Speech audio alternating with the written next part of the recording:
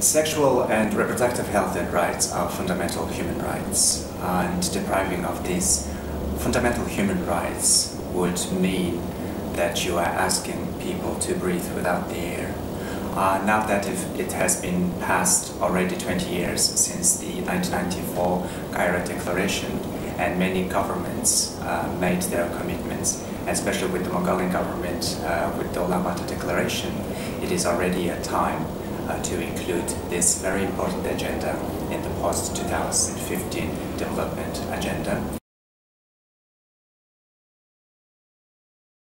Women are seen as reproductive machines, and actually this ideology and viewpoint are very strongly reflected in our policies and some legislations.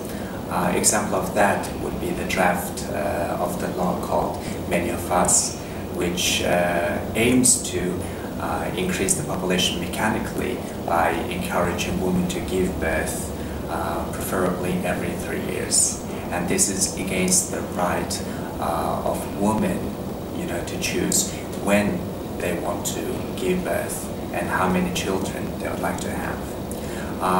Apart from that, it also steals their opportunities to employment, especially for young couples. Staying at home, raising their children would increase, the workload and burden to sustain their livelihood for husbands and for men.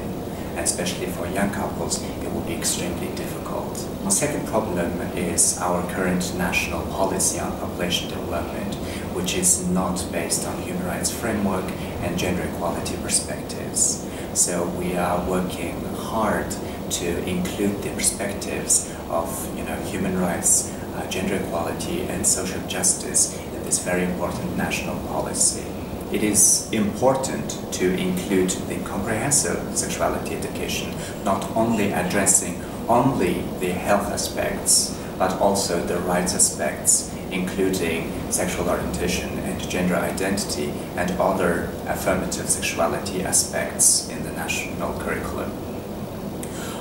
Traditionally, Mongolia, both in the government and non-governmental sectors, we used to discuss sexual and reproductive health, leaving behind sexual and reproductive rights. So that still remains as priorities for Mongolians to address these very important issues.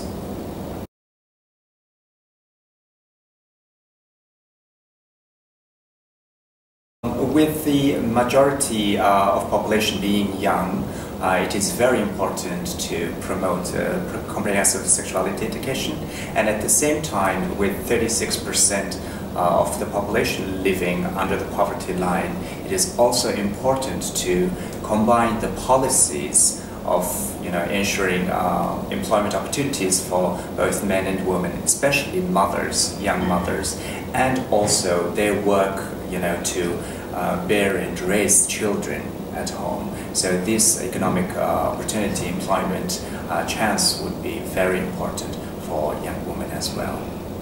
And with increasing number of young girls becoming mothers, and also poor health services accessibility to marginalized group, for example, rural women, female herders, students, female students, and marginalized groups in our society, their issues also need to be addressed very effectively when it comes to SRHR.